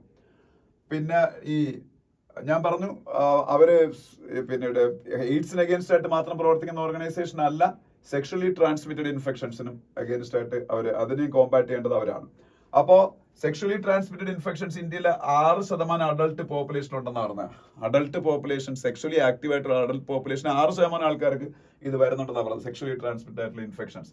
അതില് പിന്നെ നാഷണൽ ഫാമിലി ഹെൽത്ത് സർവേ 2019-21 പറയുന്ന ഒരു കാര്യം, ഇന്ത്യയിലെ 23.3% ഓഫ് അൺമാരീഡ് ആയിട്ടുള്ള 15 വയസ്സിനും 29 വയസ്സിനും ഇടയിലുള്ള യൂത്തിന്, എസ്പെഷ്യലി മെന്നിന് ഒന്നിലധികം സെക്ഷൽ പാർട്ട്ണർ ഉണ്ടെന്നാണ് കണ്ടെത്തൽ. നാഷണൽ ഫാമിലി ഹെൽത്ത് സർവേയിൽ ഉള്ള ഫൈൻഡിങ്സ് ആണ് 2019-21 ഫാമിലി ഹെൽത്ത് സർവേയിൽ പറയുന്നതാണ്. ഇന്ത്യയിൽ 15 വയസ്സിനും 29 വയസ്സിനും ഇടയിലുള്ള അൺമാരീഡ് ആയിട്ടുള്ള മെന്നിൽ 23% ആൾക്കാർക്ക് ഒന്നിലധികം സെക്ഷൽ പാർട്ട്നേഴ്സ് ഉണ്ടെന്ന് മാത്രമല്ല അവർ സേഫ് അല്ലാത്ത സെക്സിലാണ് പലപ്പോഴും എൻഗേജ് ചെയ്യുന്നതും. ഈ അതുകൊണ്ട് തന്നെ അവർക്ക് ഇത്തരത്തിലുള്ള സെക്ഷലി ട്രാൻസ്മിറ്റഡ് ഇൻഫെക്ഷൻസ് ഉണ്ടാവാനോ അല്ലെങ്കിൽ അൾട്ടിമേറ്റ്ലി എയ്ഡ്സ് ഉണ്ടാവാനൊക്കെയുള്ള സാധ്യതകൾ വളരെ കൂടുതലാണ്. അപ്പൊ അത്തരം ഒരു സാഹചര്യത്തിലാണ് ഈ നാക്കോയുടെ അലോക്കേഷൻ, ബഡ്ജറ്റിൽ അലോക്കേഷൻ 3079 crores ആയിരുന്നത് 2892 crores ആയിട്ട് കുറയുന്നത്. അപ്പൊ ഇതില് ട്രാൻസ്ജെൻഡേഴ്സ് അല്ലെങ്കിൽ LGBT കമ്മ്യൂണിറ്റിയുടെ പ്രശ്നം എന്താണെന്ന് വെച്ചാൽ അവർക്കാണ് ഇതിനുള്ള സാധ്യത വളരെ കൂടുതൽ. അവർ അൺനാച്ചുറൽ സെക്സിലായിരിക്കും പലപ്പോഴും എൻഗേജ് ചെയ്യുന്നുണ്ടല്ലോ. ഈ അൺനാച്ചുറൽ സെക്സ് വഴിയൊക്കെയാണ് സെക്ഷലി ട്രാൻസ്മിറ്റഡ് ആയിട്ടുള്ള ഇൻഫെക്ഷൻസ് ഉണ്ടാകുന്നത്. അപ്പം നാക്കോയുടെ അലോക്കേഷൻ കുറയ്ക്കുമ്പോഴത്തേക്ക് അവർക്കാണ് കൂടുതൽ പ്രശ്നങ്ങൾ ഉണ്ടാകുന്നത്. അങ്ങനെ അതുപോലെ LGBT കമ്മ്യൂണിറ്റിയുടെ കൗണ്ട് തന്നെ ഇന്ത്യയിലെ തെറ്റാണെന്ന് പറയുന്നത്. ഇന്ത്യയിൽ 4.9 lakh ട്രാൻസ്ജെൻഡേഴ്സ് ഉണ്ടെന്നാണ് 2011 സെൻസസ് പറയുന്നത്. പക്ഷെ ഈ ഓതർ പറയുന്നത് ഇന്ത്യയിൽ 1.22 crore ട്രാൻസ്ജെൻഡേഴ്സ് ഉണ്ടെന്ന്. ഈ 1.22 crore ട്രാൻസ്ജെൻഡർ ഒന്നും ഇല്ലെങ്കിലും 4.9 lakh അല്ല, അത് ഉറപ്പാണ്. നമ്മൾ ഇന്ത്യയിൽ എവിടെ നോക്കിയാലും നമുക്ക് എവിടെ പോകുമ്പോഴും ട്രാൻസ്ജെൻഡേഴ്സിനെ കാണാൻ പറ്റുന്നുണ്ട് ഇപ്പം. അപ്പോൾ അവർ 4.9 lakh ഒന്നും അല്ല, അത് ഉറപ്പാണ്. അപ്പോൾ അവർക്ക് അപ്പം ഈ ആക്ച്വൽ കൗണ്ട് ഇതൊന്നും അല്ല. അപ്പൊ അവർക്ക് വേണ്ടിയിട്ടുള്ള ബഡ്ജറ്റ് അലോക്കേഷനിൽ അവരുടെ എൻഹാൻസ്മെന്റിന് വേണ്ടിയിട്ടുള്ള ബഡ്ജറ്റ് അലോക്കേഷൻ 1,400 crore മാത്രമാണ്. അത് പെർ ഹെഡ് നോക്കുമ്പോൾ വേറെ 56 രൂപ പെർ പേഴ്സണ് മാത്രമേ കിട്ടുന്നുള്ളൂ. അതായത് ഇന്ത്യയുടെ നാഷണൽ റിസോഴ്സസിൽ വളരെ അൺഈക്വൽ ആയിട്ടുള്ള അലോക്കേഷനാണ് അവർക്ക് കിട്ടുന്നത്. അവരുടെയും കൂടെ ടാക്സ് മേടിച്ചാണല്ലോ ഗവൺമെന്റിന്റെ കോഫേഴ്സ് എന്ന് പറയുന്നത്. അപ്പം അവർക്ക് വളരെ അൺഈക്വൽ ആയിട്ടുള്ള ട്രീറ്റ്മെന്റ് ആണ് കിട്ടുന്നത്. അങ്ങനെ കുറെ കാര്യങ്ങൾ ഇത് പറയുന്നുണ്ട്. അപ്പം വളർന്നു വരുന്ന ആ കമ്മ്യൂണിറ്റിയിലെ യൂത്തിന് ഡിസ്ക്രിമിനേഷൻ ഇല്ലാതെ പഠിക്കാൻ പറ്റണം, ഡിസ്ക്രിമിനേഷൻ ഇല്ലാതെ മെന്റൽ ഹെൽത്ത് കൊടുക്കണം, ഡിസ്ക്രിമിനേഷൻ ഇല്ലാതെ ഈക്വൽ ആക്സസ് എല്ലായിടത്തും കൊടുക്കണം. അതിനെല്ലാം വേണ്ടിയിട്ടുള്ള നടപടികൾ. പക്ഷേ ഇത് സെൻട്രൽ ഗവൺമെന്റിന് മാത്രമല്ല പറയേണ്ടത്. കാര്യം സ്റ്റേറ്റുകൾക്കും ഇതിൽ ഇന്റർവെൻഷൻ നടത്താമെന്നും ഇതിൻ്റെ അകത്ത് പറഞ്ഞിട്ടുണ്ട്. കാര്യം അതിന് എക്സാമ്പിൾ ആയിട്ട് തമിഴ്നാട്ടിലെയും മഹാരാഷ്ട്രയിലെയും സ്റ്റേറ്റുകളിലെ ചില ഇന്റർവെൻഷൻസിനെ കുറിച്ചും പറയുന്നുണ്ട്. അപ്പൊ അത്തരത്തിൽ സെൻട്രൽ ഗവൺമെന്റ് ബഡ്ജറ്റ് അലോക്കേഷനെ കുറിച്ചാണ് ഈ ആർട്ടിക്കിളിൽ കൂടുതൽ ഫോക്കസ് ചെയ്തേക്കുന്നെങ്കിലും സ്റ്റേറ്റുകളും വേണ്ട ഇന്റർവെൻഷൻസ് നടത്തി ഇവരുടെ ലൈഫ് ബെറ്റർ ആക്കാൻ ശ്രമിക്കണം എന്നാണ് ഈ ആർട്ടിക്കിൾ പറയുന്നത്. അത് വളരെ നമുക്ക് ആവശ്യമുള്ള ഒരു ആർട്ടിക്കിൾ ആയതുകൊണ്ട് ഞാൻ ഡിസ്കസ് ചെയ്തതാണ്. ഇനി എൻ്റെ അടുത്ത പേജിൽ ഹെൽത്തുമായിട്ട് ബന്ധപ്പെട്ട ഒരു മേഖലയാണല്ലോ നമ്മളുടെ ഫാർമസ്യൂട്ടിക്കൽ സെക്ടർ എന്നൊക്കെ പറയുന്നത്. അപ്പൊ ഇന്ത്യൻ ഫാർമ സെക്ടർ ഫേസ് ചെയ്യുന്ന ഒരു കുറച്ച് പ്രോബ്ലത്തിനെ കുറിച്ചാണ് ഈ ആർട്ടിക്കിൾ പറയുന്നത്. വേറൊന്നുമല്ല, ഇന്ത്യയിലെ മൊത്തം out of pocket expenditure for health എന്ന് പറയുന്നത് ടോട്ടൽ ഹെൽത്ത് എക്സ്പെൻഡിച്ചറിന്റെ ഏതാണ്ട് പകുതി ആണ്, 47.1%. ഔട്ട് ഓഫ് പോക്കറ്റ് എക്സ്പെൻഡിച്ചർ നമ്മൾ സ്വന്തം കയ്യിൽ നിന്ന് പൈസ ചെലവാക്കുന്നു ഹെൽത്തിന് വേണ്ടിയിട്ട്. അത് ഇന്ത്യയിലെ ടോട്ടൽ ഹെൽത്ത് എക്സ്പെൻഡിച്ചറിന്റെ 47.1% ആൾക്കാർ കയ്യിൽ നിന്ന് ചെലവാക്കി ചെയ്യുന്നത് ഔട്ട് ഓഫ് പോക്കറ്റ് എക്സ്പെൻഡിച്ചറാണ്. അപ്പോ അപ്പം ഈ മെഡിസിൻസിന്റെ ഒക്കെ വില ഭയങ്കര കൂടുതലാവുന്നതാണല്ലോ. സ്വാഭാവികമായിട്ടും നമ്മളുടെ ട്രീറ്റ്മെന്റ് കോസ്റ്റ് കൂടാനും ഔട്ട് ഓഫ് പോക്കറ്റ് എക്സ്പെൻഡിച്ചർ കൂടാനും ഒക്കെ കാരണം. അപ്പൊ 2013 ഡ്രഗ്സ് പ്രൈസ് കൺട്രോൾ ഓർഡർ 2013 എന്നൊരു സംഭവം വരിക. അത് ഇന്ത്യയിലെ മെഡിസിൻസിന്റെ പ്രൈസ് കൺട്രോൾ ചെയ്യാൻ വേണ്ടിയിട്ട് ഗവൺമെന്റ് കൊണ്ടുവന്നൊരു ഇന്റർവെൻഷൻ ആണ്. ഇന്ത്യയിലെ മെഡിസിൻസിന്റെ പ്രൈസ് കൺട്രോൾ ചെയ്യാൻ വേണ്ടി ഗവൺമെന്റ് കൊണ്ടുവന്ന ഇന്റർവെൻഷൻ ആണ് ഡ്രഗ്സ് പ്രൈസ് കൺട്രോൾ ഓർഡർ 2013 എന്ന് പറയുന്നത്. അപ്പൊ ഇതുവഴി ക്രിട്ടിക്കൽ മെഡിസിൻസിന്റെ ഒക്കെ വില കുറയ്ക്കുക എന്നുള്ളതാണ്. പക്ഷെ അതിനേക്കാളും ബെറ്റർ ഈ ക്രിട്ടിക്കൽ മെഡിസിൻസിന്റെ പ്രൊഡക്ഷൻ ഇന്ത്യയിൽ കൂട്ടുക എന്നുള്ളതാണ് വേണ്ടത് എന്നാണ് ഈ ഓതേഴ്സ് പറഞ്ഞത്. അത് തന്നെ ശരിയും. ക്രിട്ടിക്കൽ മെഡിസിൻസ് നമ്മൾ വെളിയിൽ നിന്ന് ഇറക്കുമതി ചെയ്തിട്ട് അതിന്റെ വില കൺട്രോൾ ചെയ്യാൻ ശ്രമിച്ചാൽ അത് ഇഫക്റ്റീവായിട്ട് കൺട്രോൾ ആകണമെന്നില്ല. അപ്പൊ അതുകൊണ്ട് എന്ത് വേണം, ഇതിനേക്കാളും ബെറ്റർ ഇന്ത്യക്കകത്ത് ഈ പറഞ്ഞ മെഡിസിൻസിന്റെ ലോക്കൽ പ്രൊഡക്ഷൻ എൻഹാൻസ് ചെയ്യാനുള്ള നടപടികളാണ് ചെയ്യേണ്ടത്. അൺഫോർച്ചുനേറ്റ്ലി അത് ഉണ്ടാവുന്നില്ലെന്നാ പറയുന്നത്. ഇന്ത്യയിൽ ഇപ്പൊ ഡിപ്പാർട്ട്മെന്റ് ഓഫ് എക്സ്പെൻഡിച്ചറിന്റെ ഒരു ഓർഡർ പെർമിറ്റ് ചെയ്തത്, മിനിസ്ട്രി ഓഫ് ഹെൽത്തിനെ പെർമിറ്റ് ചെയ്തു. ഏതാണ്ട് 120 മെഡിസിൻസ് ഗ്ലോബൽ ടെൻഡർ വിളിച്ച് ഗവൺമെന്റ് സ്കീംസിന് വഴി കൊടുക്കുന്ന മെഡിസിൻസ് ആണ് ഇതെല്ലാം. ഗവൺമെന്റ് സ്കീംസ് വഴി കൊടുക്കുന്ന മെഡിസിൻസ് കൊടുക്കാൻ വേണ്ടിയിട്ട് 120 മെഡിസിൻസ് ഗ്ലോബൽ ടെൻഡർ വിളിക്കുക. അപ്പൊ ആ ഗ്ലോബൽ ടെൻഡർ വിളിക്കുമ്പോഴത്തേക്ക് വിദേശ കമ്പനികൾക്കായിരിക്കും അതിന്റെ ടെൻഡർ ഒക്കെ കിട്ടുന്നത് മിക്കവാറും. അപ്പം അതിൽ ടോപ്പ് സെല്ലിംഗ് ആയിട്ടുള്ള ആന്റി ഡയബറ്റീസ് മെഡിസിൻസും ആന്റി ക്യാൻസർ ഡ്രഗ്സും ഒക്കെ ഉണ്ട്. അപ്പം ഇന്ത്യയില് വിദേശ കമ്പനികളുടെ ഒരു മൊണോപ്പൊളി ക്രിയേറ്റ് ചെയ്യപ്പെടുന്നതിന് ഇത് കാരണമാകുന്നു. ഇന്ത്യയിലെ ഈ പറഞ്ഞ 120 മെഡിസിൻസിൽ 40 മെഡിസിൻസ് വിദേശ കമ്പനികൾ മാത്രമാണ് ഇന്ത്യയിൽ ആ സ്പെസിഫിക് ബ്രാൻഡ് വിറ്റുകൊണ്ടിരിക്കുന്നത്. അത് മാത്രമല്ല, ഇതിൽ ഏറ്റവും അപകടകരമായിട്ടുള്ള കാര്യം ഈ മിക്ക മെഡിസിനും അവർക്ക് പേറ്റന്റ് ഉണ്ട്, പേറ്റന്റ് പ്രൊട്ടക്ഷൻ ഉണ്ട്. അതുകൊണ്ട് ഇന്ത്യൻ കമ്പനീസിന് അത് മാനുഫാക്ചർ ചെയ്യാൻ പറ്റുന്നില്ല. ഇതിന്റെ ഇവിടെ വേറൊരു പ്രശ്നം കൂടെ ഉണ്ട്. ഈ പേറ്റന്റ് പ്രൊട്ടക്ഷൻ മൂലം ഈ പറഞ്ഞ മെഡിസിൻസ് ഒക്കെ ഇന്ത്യൻ കമ്പനീസിന് മാനുഫാക്ചർ ചെയ്യാൻ പറ്റാത്തത് കൊണ്ട് തന്നെ നമ്മളെ കൺട്രിക്ക് ഇമ്പോർട്ട്സിനെ ഡിപ്പെൻഡ് ചെയ്തേ പറ്റൂ. രണ്ടാമതായിട്ട് ഇതിന്റെ ബയോ ഒറിജിനൽസ് എന്ന് പറയുന്ന സംഭവം നമുക്ക് വേണമെങ്കിൽ ഇവിടെ ഉൽപ്പാദിപ്പിക്കാം. പക്ഷെ അത് ഉൽപ്പാദിപ്പിക്കുന്നതിന് വേണ്ടിയിട്ട് ഇന്ത്യയിൽ ഫേസ് ചെയ്യേണ്ട റെഗുലേറ്ററി ഹേർഡിൽസും ഭയങ്കര പ്രോബ്ലം ആണെന്ന്. ഞാനിത് പെട്ടെന്ന് ഓടിച്ചങ്ങ് പറയാം, അത് ഡീറ്റെയിൽ ആയിട്ട് പറഞ്ഞുകൊണ്ടിരിക്കുന്നില്ല. റെഗുലേറ്ററി ഹേർഡിൽസ് ഭയങ്കര പ്രോബ്ലം ആണെന്നാണ് പറഞ്ഞത്. അപ്പം എക്സാമ്പിൾ പറയുകയാണെന്നുണ്ടെങ്കിൽ, ഇപ്പം ഈ നമ്മളെ ഇന്ത്യക്കകത്ത് അല്ലെങ്കിൽ ലോകത്തിലെ ഡെവലപ്ഡ് ആയിട്ടുള്ള ഇപ്പം അമേരിക്ക എന്ന് പറഞ്ഞ രാജ്യത്ത് എല്ലാ അപ്രൂവൽസും കിട്ടിയ ഒരു മെഡിസിൻ, അമേരിക്ക എന്ന് പറഞ്ഞ രാജ്യത്ത് അല്ലെങ്കിൽ UK എന്ന് പറഞ്ഞ രാജ്യത്ത് എല്ലാ അപ്രൂവൽസും കിട്ടിയ ഒരു മെഡിസിൻ, അത് കാനഡയിൽ ചെല്ലുമ്പം അവിടെ പിന്നെ ആ മരുന്ന് അവിടുത്തെ ഒരു കമ്പനി അത് ഉൽപ്പാദിപ്പിക്കാൻ തുടങ്ങും. പിന്നെ അവിടെ വലിയ റെഗുലേറ്ററി ഹേർഡിൽസ് ഒന്നുമില്ല. അവർക്ക് ഇപ്പം യഥാർത്ഥത്തിൽ അനിമൽസിൽ അതിൻ്റെ ട്രയൽസ് നടത്തി വെക്കണം, അതിനുശേഷം ക്ലിനിക്കൽ ട്രയൽസ് ഓൺ ഗ്രൗണ്ട് നടത്തണം ഒക്കെ ഉണ്ട്. പക്ഷേ ഒരു പ്രധാനപ്പെട്ട രാജ്യത്ത് എല്ലാ അപ്രൂവൽസും കിട്ടിയ മരുന്നാണെങ്കിൽ ചിലപ്പോൾ ഇതെല്ലാം സ്കിപ്പ് ചെയ്തിട്ട് ഡയറക്റ്റ്ലി അവിടുത്തെ കമ്പനിക്ക് അത് പ്രൊഡ്യൂസ് ചെയ്യാനുള്ള അവകാശം അവിടുത്തെ ഗവൺമെന്റ് കൊടുക്കും. അമേരിക്ക പലപ്പോഴും ഈ കോവിഡ് പാൻഡമിക്കിന്റെ ഒക്കെ സമയത്ത് ഇങ്ങനെയാണ് ചെയ്തതെന്ന് പറഞ്ഞത്. പക്ഷെ ഇന്ത്യയിൽ ഇതിനുള്ള വകുപ്പുണ്ട്, ഇങ്ങനെ നമുക്കും ചെയ്യാം. പക്ഷേ നമ്മളിവിടെ ചെയ്യുന്നത് ഇന്ന് വരെയും US UK അപ്രൂവൽ കിട്ടിയ മരുന്നുകൾ പോലും പിന്നെ ഇവിടുത്തെ ഒരു കമ്പനിക്ക് അത് ഉൽപ്പാദിപ്പിക്കാനുള്ള ലൈസൻസ് അവരിൽ നിന്ന് കിട്ടിയ ഇവിടെയും അനിമൽസിൽ ട്രയൽസ് നടത്തിയിട്ട് പിന്നെ ഹ്യൂമൻ ക്ലിനിക്കൽ ട്രയൽസ് നടത്തണം. എത്ര സമയം പോകും? അപ്പോൾ അത് ഭയങ്കര ഒരു റെഗുലേറ്ററി ഹേർഡിലാണ്. പക്ഷെ ഞാൻ ഇപ്പോൾ കഴിഞ്ഞ ആഴ്ച പത്രത്തിൽ വായിച്ചായിരുന്നു, ഏതോ ക്യാൻസർ ട്രീറ്റ്മെന്റ് ഉള്ള 2-3 മെഡിസിൻസ് US UK ഒക്കെ അപ്രൂവ് ആയത് ഇന്ത്യയിൽ ഈ ട്രയൽസ് ഒന്നുമില്ലാതെ ഡയറക്ട്ലി കമ്പനീസിനെ മാനുഫാക്ചർ ചെയ്യുന്നത്. അങ്ങനെ അത് മൊത്തത്തിൽ വന്ന എല്ലാ മരുന്നുകളുടെ കാര്യത്തിൽ അങ്ങനെ വന്നാൽ ഇവിടുത്തെ ലോക്കൽ പ്രൊഡക്ഷൻ പെട്ടെന്ന് എൻഹാൻസ് ചെയ്യാൻ പറ്റും. പിന്നെ വേറെ കാര്യം എന്ന് പറഞ്ഞാൽ, ഈ പേറ്റന്റ് പ്രൊട്ടക്ഷൻ ഒക്കെ ഉണ്ടെങ്കിൽ, പേറ്റന്റ് ഉണ്ടെങ്കിൽ പിന്നെ ഇവിടുത്തെ കമ്പനിക്ക് ഉൽപ്പാദിപ്പിക്കാൻ പറ്റുള്ളൂ എന്ന് ഞാൻ പറഞ്ഞെങ്കിലും ഈ പേറ്റന്റ് ആക്ടിൽ ചില എക്സെപ്ഷൻസ് കൊടുത്തിട്ടുണ്ട്. ഈ പേറ്റന്റ് കൊടുക്കുന്നതിനാണ് കൂടുതലായിട്ട് ഈ കമ്പനീസ് ആ മരുന്നുകളിൽ ഇന്നവേറ്റ് ചെയ്യാനും അങ്ങനെ കൂടുതൽ റിസർച്ച് അതിൻ്റെ ഇടയിൽ പ്രൊമോട്ട് ചെയ്യാനും അതുവഴി ആ കമ്പനിക്ക് സ്വാഭാവികമായിട്ട് ഈ മരുന്ന് ഡെവലപ്പ് ചെയ്ത കമ്പനിക്ക് അവർക്ക് കുറച്ച് പ്രോഫിറ്റ് എക്സ്ട്രാ കിട്ടണ്ടേ, അതിനൊക്കെ വേണ്ടിയിട്ടാണ്. അതേ സമയത്ത് അതിൻ്റെ അകത്ത് തന്നെ പറയുന്നുണ്ട്, ഇന്ത്യൻ പേറ്റന്റ് ആക്ടിന്റെ അകത്ത് തന്നെ പറയുന്നുണ്ട്, ഈ ഫാർമസ്യൂട്ടിക്കൽ ഈ മെഡിസിൻസുമായിട്ടൊക്കെ ബന്ധപ്പെട്ട കാര്യങ്ങളിൽ പറയുന്നുണ്ട്, ഇത് കോമൺ മാനിന് അഫോർഡബിൾ ആയിട്ട് ഈ മെഡിസിൻ ഉൽപ്പാദിപ്പിച്ച് കൊടുക്കാൻ ഈ പേറ്റന്റ് കമ്പനി ബാധ്യസ്ഥനാണ്. പക്ഷെ അവരങ്ങനെ ചെയ്തില്ലെങ്കിൽ നമുക്കൊരു വകുപ്പുണ്ട്. നമ്മളെ ഈ പേറ്റന്റ് ആക്ടിന്റെ അകത്ത് തന്നെ കമ്പൽസറി ലൈസൻസിങ് എന്ന് പറഞ്ഞൊരു പരിപാടി ഉപയോഗിച്ചുകൊണ്ട് ഈ കമ്പനീസിന്റെ ഈ പേറ്റന്റ് കമ്പനിയുടെ തന്നെ മരുന്ന് ഇന്ത്യയിലെ ഒരു വില കുറച്ച ഈ കമ്പനിയുടെ മരുന്ന് വളരെ അഫോർഡബിൾ ആയിട്ടുള്ള കോമൺ മാൻ ഉണ്ടാക്കി കൊടുക്കാൻ ഒരു കമ്പനി തയ്യാറാണ്, അവർക്ക് കമ്പൽസറി ലൈസൻസ് കൊടുക്കാൻ ഗവൺമെന്റിന് വകുപ്പുണ്ട്. അങ്ങനെ കൊടുത്തിട്ടുമുണ്ട്. ഇടയ്ക്ക് വെച്ച് ഏതോ ഒരു റെയർ ട്രീറ്റ്മെന്റ്, എനിക്കൊന്ന് ക്യാൻസറിന്റെ ഒക്കെ നടന്നു ഒരു മെഡിസിൻ 3 ലക്ഷം രൂപയ്ക്കാണ് ഒരു കമ്പനി ഉൽപ്പാദിപ്പിച്ചുകൊണ്ടിരുന്നത്. അത് വെറും 8,000 രൂപയ്ക്ക് ഒരു ഇന്ത്യൻ കമ്പനി ഉൽപ്പാദിപ്പിക്കാൻ തയ്യാറായപ്പോൾ ഈ പ്രൊവിഷൻ, ഈ പേറ്റന്റ് ആക്ടിലെ സെക്ഷൻ 83 ഒരു പ്രൊവിഷൻ ഉപയോഗിച്ച് കമ്പൽസറി ലൈസൻസ് കൊടുക്കാൻ ഇന്ത്യ ഗവൺമെന്റ് തയ്യാറായി. പക്ഷേ പിന്നീട് വേറെ അൺഅഫോർഡബിൾ ആയിട്ടുള്ള റേറ്റിൽ പല മെഡിസിൻസും ഉണ്ടെങ്കിലും ഈ പറഞ്ഞ പ്രൊവിഷൻ ഉപയോഗിക്കാൻ ഗവൺമെന്റ് ഓഫ് ഇന്ത്യ തയ്യാറായിട്ടില്ല. ഈ കമ്പൽസറി ലൈസൻസ് ആകപ്പാടെ ഈ ഒരു മരുന്നിന് മാത്രമേ അവർ കൊടുത്തുള്ളൂ. അതെന്തുകൊണ്ടത് ഗവൺമെന്റ് ഉപയോഗിക്കുന്നില്ല എന്നൊരു ക്വസ്റ്റ്യനും ഇവിടെ വരുന്നുണ്ട്. കാര്യം പല മരുന്നുകളുടെയും വില ഭയങ്കര കൂടുതലാണ്. പിന്നെ ഇതുപോലെ അങ്ങനെയുള്ള പ്രൊവിഷൻസ് ഉണ്ട്. അതുപോലെ ഗവൺമെന്റിന് ജനറിക് മെഡിസിൻസ് ഒക്കെ, ഈ പല പേറ്റന്റ് മെഡിസിൻസിന്റെയും ജനറിക് വെർഷൻസ് ഇന്ത്യക്കകത്ത് ഉൽപ്പാദിപ്പിക്കാൻ ഗവൺമെന്റ് യൂസ് ലൈസൻസ് എന്ന് പറഞ്ഞൊരു സംഭവം കൊടുക്കാം ഇന്ത്യൻ കമ്പനീസിന്.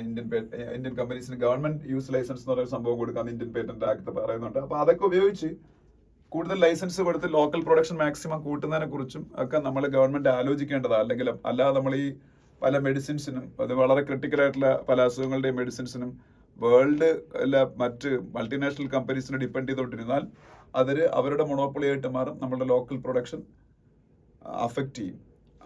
ലോക്കലായിട്ടുള്ള ഒരു വലിയൊരു ഇൻഡസ്ട്രി, ഫാർമസ്യൂട്ടിക്കൽ ഇൻഡസ്ട്രി നമുക്കുണ്ട് ലോക്കലായിട്ട്. നമ്മൾ ഈ പല ജനറിക് മെഡിസിൻസിന്റെ ലോകത്തിലെ ഏറ്റവും വലിയ ഉൽപ്പാദകർ ഇന്ത്യൻ കമ്പനീസാണ്. പക്ഷെ പല ക്രിട്ടിക്കൽ രോഗങ്ങളുടെയും മെഡിസിൻസ് ഇപ്പോഴും നമ്മൾ ലോകത്തിലെ മറ്റ് കമ്പനീസിനാണ് ഡിപ്പെൻഡ് ചെയ്യുന്നത്, മറ്റ് രാജ്യങ്ങളിലെ. അപ്പൊ അത് ഒഴിവാക്കണം എന്നാണ് ഇതിൻ്റെ അകത്ത് പറയുന്നത്. പിന്നെ ഇത്രയേ ഉള്ളൂ. ഞാൻ ഇത്രയും ഈ വലിയ ആർട്ടിക്കിൾസ് ഡിസ്കസ് ചെയ്യുന്നുള്ളൂ. 8 crore new jobs created in 3 years എന്ന് പറഞ്ഞൊരു അതുകൊണ്ട് അതൊരു അന്വേഷണമാണ്. അതിന്റെ ആവശ്യം നമുക്കില്ല. ഗവൺമെന്റ് ഓഫ് ഇന്ത്യ ഇടയ്ക്ക്, പ്രത്യേകിച്ച് ഇന്ത്യയുടെ പ്രൈം മിനിസ്റ്റർ നരേന്ദ്രമോദി തന്നെ ഓപ്പൺ ആയിട്ട് ക്ലെയിം ചെയ്തു, കഴിഞ്ഞ 10 വർഷം കൊണ്ട് അല്ലെ കഴിഞ്ഞ 5-6 വർഷം കൊണ്ട് ഇന്ത്യയിൽ 8 കോടി ജോബ് പുതുതായിട്ട് ജനറേറ്റ് ചെയ്യുന്നത്. അതിന് ആധാരമായിട്ട് അദ്ദേഹം എടുത്തത് റിസർവ് ബാങ്ക് ഓഫ് ഇന്ത്യയുടെ KLEMS എന്നൊരു ഡാറ്റാബേസ് ആണ്. KLEMS. അപ്പൊ ഈ KLEMS ഡാറ്റാബേസിൽ പറഞ്ഞേക്കുന്ന 8 കോടി ജോബ് എന്ന് പറഞ്ഞ ക്ലെയിം വാസ്തവമാണോ? ഈ KLEMS ഡാറ്റ, RBIയുടെ KLEMS ഡാറ്റ മുഖവിലേക്ക് എടുക്കാമോ? അല്ലെങ്കിൽ എടുത്തില്ല എന്നുണ്ടെങ്കിൽ അതെന്തുകൊണ്ട് അത് എടുത്തുകൂടാ എന്നൊക്കെയാണ് ഈ പറയുന്നത്. 8 കോടി ജോബ് ക്രിയേറ്റ് ചെയ്തോ എന്നുള്ള കാര്യം ഒരു അക്കാഡമിക് ഇൻട്രസ്റ്റിന്റെ ബേസിൽ നിങ്ങൾക്ക് വായിക്കണമെന്നുണ്ടെങ്കിൽ വായിച്ചോളൂ. അതിന് പറഞ്ഞുകൊണ്ടിരിക്കുന്നില്ല ഞാൻ. ഓക്കെ, പിന്നെ അടുത്ത പേജിലേക്ക് പോകുമ്പോൾ ഞാൻ ഇത്രയും ഡീറ്റെയിൽ ആയിട്ട് ഈ ആർട്ടിക്കിൾസ് ഡിസ്കസ് ചെയ്യുന്നത് സിവിൽ സർവീസ് ഒക്കെ പ്രിപ്പയർ ചെയ്യുന്നവർക്ക് ആ രീതിയിൽ ഡിസ്കഷൻ വേണം. അതൊരു കാര്യം. Bank, staff selection commission exam ഒക്കെ പ്രിപ്പയർ ചെയ്യുന്ന ആൾക്കാർക്ക് ഇത് ഇത്രയും ലെവലിൽ നിങ്ങൾക്ക് അതിന്റെ ഡിസ്കഷൻസ് യഥാർത്ഥത്തിൽ കറണ്ട് അഫയേഴ്സ് പോയിന്റ് ഓഫ് വ്യൂവിൽ വേണ്ട. പക്ഷെ ഞാനത് ഡിസ്കസ് ചെയ്യുന്ന മറ്റൊരു കാര്യം കൊണ്ടാണ്. ഞാൻ മുമ്പ് പലപ്പോഴും പറഞ്ഞിട്ടുള്ളതാണ്, ന്യൂസ് പേപ്പർ റീഡ് ചെയ്താലേ നിങ്ങൾ ഇംഗ്ലീഷ് സെക്ഷൻ നിങ്ങൾ കവർ ചെയ്യുള്ളൂ. കാര്യം എക്സാമിന്റെ ഇംഗ്ലീഷ് സെക്ഷൻ എന്ന് പറയുന്നതിന്റെ പാറ്റേൺ ഫുള്ളി കോംപ്രിഹെൻഷൻ പാസേജസും അതുപോലെ വൊക്കാബുലറി ആണ്, അല്ലാതെ ഗ്രാമർ അല്ല. അപ്പം കോംപ്രിഹെൻഷൻ പാസേജും വൊക്കാബുലറിയും ഇംപ്രൂവ് ചെയ്യണം എന്നുണ്ടെങ്കിൽ, കോംപ്രിഹെൻഷൻ പെട്ടെന്ന് വായിച്ച് അണ്ടർസ്റ്റാൻഡ് ചെയ്തിട്ട് ആൻസേഴ്സ് എഴുതാൻ പറ്റണം, വൊക്കാബുലറി ഇംപ്രൂവ് ചെയ്യണം. അത് ചെയ്യണമെന്നുണ്ടെങ്കിൽ ഒറ്റ മാർഗ്ഗമേ ഉള്ളൂ, ഈ ന്യൂസ് പേപ്പറിൽ ആർട്ടിക്കിൾസ് റീഡ് ചെയ്യുക. കാരണം ആ ഡിഫിക്കൽറ്റി ഉള്ള ആർട്ടിക്കിൾസ് ആണ് കോംപ്രിഹെൻഷൻ ആയിട്ട് വരുന്നത്. അപ്പൊ പെട്ടെന്ന് വായിച്ച് അണ്ടർസ്റ്റാൻഡ് ചെയ്യാൻ ന്യൂസ് പേപ്പറിലെ സ്ഥിരം ആർട്ടിക്കിൾസ് ഇതുപോലുള്ള വായിച്ച് അണ്ടർസ്റ്റാൻഡ് ചെയ്താൽ മതി.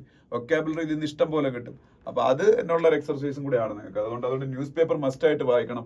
ഈ സിവിൽ സർവീസ് ഓറിയന്റഡ് അല്ലാതെ ഇത് കാണുന്ന ഒരുപാട് SSC ബാങ്ക് ടെസ്റ്റ് ഒക്കെ പ്രിപ്പയർ ചെയ്യുന്നവർ ഇത് കാണുന്നുണ്ടല്ലോ. അപ്പൊ അവരും മസ്റ്റ് ആയിട്ട് ന്യൂസ് പേപ്പർ വായിച്ചേ പറ്റൂ. അല്ലെങ്കിൽ ഒരു sure shot way to failure ആയിരിക്കും നിങ്ങളുടെ ഇത് വായിച്ചില്ല എന്നുണ്ടെങ്കിൽ. ഓക്കെ, ഇംഗ്ലീഷിന്റെ കാര്യത്തിൽ കറണ്ട് അഫയേഴ്സ് പോയിന്റ് ഓഫ് വ്യൂവിനെക്കാളും ഇമ്പോർട്ടന്റ് ആണ് ഈ പറഞ്ഞ ഇംഗ്ലീഷിന്റെ ഒരു ആസ്പെക്ട് എന്ന് പറയുന്നത്. PM begins Poland visit, says it will help forge more vibrant relations എന്ന് പറയുന്ന ഒരു ആർട്ടിക്കിളാണ്. അപ്പൊ ഞാൻ നിങ്ങളുടെ പറഞ്ഞതാണ്, 45 വർഷത്തിന് ശേഷം ഇന്ത്യയുടെ ഒരു പ്രൈം മിനിസ്റ്റർ പോളണ്ട് വിസിറ്റ് ചെയ്യുന്ന 1979 മൊറാർജി ദേശായി എന്ന് പറഞ്ഞ ഇന്ത്യയുടെ ഫസ്റ്റ് നോൺ കോൺഗ്രസ് പ്രൈം മിനിസ്റ്ററാണ് ആദ്യമായിട്ട് അവസാനമായിട്ട് പോളണ്ട് വിസിറ്റ് ചെയ്തത്. First non Congress prime minister of India Morarji Desai in 1979 visited Poland. After that, Narendra Modi is visiting Poland right now after 45 years. ഇതൊരു സിംബോളിക് വിസിറ്റ് എന്ന് എനിക്ക് പറയാൻ പറ്റും. അല്ലാതെ ഒരു ടാൻജിബിൾ ആയിട്ടുള്ള ഭയങ്കര എഗ്രിമെന്റ്സ് ഒന്നും അവിടെ ഉണ്ടാവാൻ പോകുന്നില്ലെന്നാണ് ഞാൻ ഓരോ സ്ഥലങ്ങളിലും ഇതിനെ കുറിച്ച് വായിച്ചപ്പോൾ മനസ്സിലായത്. പോളണ്ടിന്റെ ക്യാപിറ്റൽ വാഴ്സയാണ്, WARSAW. പോളണ്ടിന്റെ പ്രൈം മിനിസ്റ്റർ ഡൊണാൾഡ് ടസ്ക് ആണ്. ഡൊണാൾഡ് ഡക്ക് എന്ന് എഴുതരുത്, ഡൊണാൾഡ് ടസ്ക് ആണ്. Donald Tusk. President Andrzej Duda. Andrzej ANDRZDJ Andrzej Duda DUDA. ഇത് president. Prime minister Donald Tusk. ഇത് കഴിഞ്ഞിട്ട് മോദി യുക്രൈനിലേക്ക് പോവുകയാണ്. Rajnath to go to US as mega defence deals near closure എന്ന് പറയുന്ന ന്യൂസ് കാണാം. രാജ്നാഥ് സിംഗ് ഇന്ത്യയുടെ ഡിഫൻസ് മിനിസ്റ്റർ US വിസിറ്റ് ചെയ്യാൻ പോകുന്നു. പല മേജർ ഡിഫൻസ് ഡീലുകളും കംപ്ലീറ്റ് ചെയ്യാൻ പോയാണ്. അതിന് വേണ്ടിയിട്ടാണ്, അത് ക്ലോസ് ചെയ്യാൻ പോയാണ്. ഒന്നെന്ന് പറഞ്ഞാൽ ഇന്ത്യ MQ-9B എന്നാണ് എൻ്റെ ഓർമ്മ. അവിടുത്തെ ജനറൽ അറ്റോമിക് എന്ന് പറഞ്ഞ കമ്പനിയാണെന്ന് തോന്നുന്നു. ഡ്രോൺസ് ഉണ്ടാക്കുന്നത്. അത് ലോകത്തിലെ മോസ്റ്റ് അഡ്വാൻസ്ഡ് ഡ്രോൺസ് ആണ്. ഏതാണ്ട് 30,000 crores ഒരു പ്രോജക്റ്റ് ആണ്. അത് ഒരു പർച്ചേസ് ആണ്. അത് ഇന്ത്യക്ക് അവർ കൈമാറാൻ പോയ ഡ്രോൺസ്. അതുപോലെ ഇന്ത്യയുടെ light compact aircraft LCA, light compact എയർക്രാഫ്റ്റിൽ LCA MK-1A എന്ന് പറയുന്ന ഇന്ത്യയുടെ ലൈറ്റ് കോമ്പാക്ട് എയർക്രാഫ്റ്റ് യൂസ് ചെയ്യാൻ പോണ എൻജിൻസ്, അത് ജനറൽ ഇലക്ട്രിക് എന്ന് പറയുന്ന കമ്പനിയുടെ F404 എന്ന് പറയുന്ന എഞ്ചിനാണ്. അത് അവരെന്ന് നമ്മൾ പർച്ചേസ് ചെയ്യാൻ പോയാണ്. അങ്ങനെ കുറെ ഡീലുകളുണ്ട്. അതിന്റെ എല്ലാ കാര്യങ്ങളും കഴിഞ്ഞ് അതിന്റെ ഫൈനലൈസേഷൻ സ്റ്റേജിലേക്ക് പോയ അതിനു വേണ്ടിയിട്ടാണ് രാജ്നാഥ് സിംഗ് US വിസിറ്റ് ചെയ്യുന്നത്. പിന്നെ താഴോട്ട് വരുമ്പോ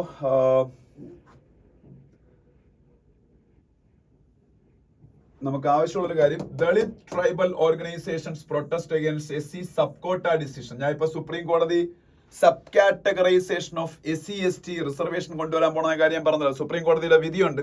ഗവൺമെന്റ് ഓഫ് ഇന്ത്യ മറിച്ച് തീരുമാനിച്ചില്ലെങ്കിൽ, അല്ലെങ്കിൽ സ്റ്റേറ്റ് ഗവൺമെന്റുകൾ മറിച്ച് തീരുമാനിച്ചില്ലെങ്കിൽ, there will be sub categorization of reservation for SC/ST communities. SC communities getting 15% reservation in India. Okay, ആ 15% റിസർവേഷനും അവരങ്ങ് വെറുതെ കൊടുക്കുക. അതിലുള്ള ഡെവലപ്ഡ് കമ്മ്യൂണിറ്റീസ് ഏതാണ്, അല്ലെങ്കിൽ കൂടുതൽ കോൺസെൻട്രേഷൻ വേണ്ട കമ്മ്യൂണിറ്റി ഏതാണ്, അങ്ങനെയൊന്നും നോക്കാതെ. അപ്പൊ ഇതിൽ ഇനിയിപ്പോ സോഷ്യലി അഡ്വാൻസ്ഡ് ആയിട്ടുള്ള SC കമ്മ്യൂണിറ്റീസിന് കുറച്ച് റിസർവേഷനെ കിട്ടുള്ളൂ നടപ്പാക്കിയ. സോഷ്യലി ലെസ് അഡ്വാൻസ്ഡ് ആയിട്ടുള്ള SC കമ്മ്യൂണിറ്റീസിന് കൂടുതൽ റിസർവേഷൻ കിട്ടും. അതാണ് സബ് കാറ്റഗറൈസേഷൻ കൊണ്ട് ഉദ്ദേശിക്കുന്നത്. അപ്പം അതിനെതിരെ ഇന്നലെ ഒരു സമരമൊക്കെ ഉണ്ടായിരുന്നു. ഓക്കെ, പിന്നെ നെക്സ്റ്റ് പേജിൽ പോകുമ്പോൾ ജമ്മു ആൻഡ് കാശ്മീരിലെ ഇലക്ഷനെ കുറിച്ചൊക്കെയാണ്. വേറെ അവിടെ പറയാല്ല. CCI കുറിച്ച് ഒരു റെഫറൻസ് അവിടെ ഉണ്ട്. CCI എന്താണെന്ന് പറഞ്ഞിരിക്കുക. CCI competition commission of India. CCI competition commission of India. Fair trade regulator of India എന്നാണ് കോമ്പറ്റീഷൻ കമ്മീഷൻ ഓഫ് ഇന്ത്യ അറിയപ്പെടുന്നത്. Fair trade regulator of India. Monopolies ഇന്ത്യയിൽ ക്രിയേറ്റ് ചെയ്യപ്പെടുന്ന തടയാനും മൊണോപ്പൊളിസ്റ്റിക് ആയിട്ടുള്ള ട്രേഡ് പ്രാക്ടീസസിനെ റെസ്ട്രിക്ട് ചെയ്യാനും പ്രവർത്തിക്കുന്ന ഇന്ത്യയുടെ ഫെയർ ട്രേഡ് റെഗുലേറ്റർ ആണ് CCI competition commission of India. ഇപ്പൊ ഡിസ്നി വയാക്കോം മെർജർ നടക്കുകയാണ്.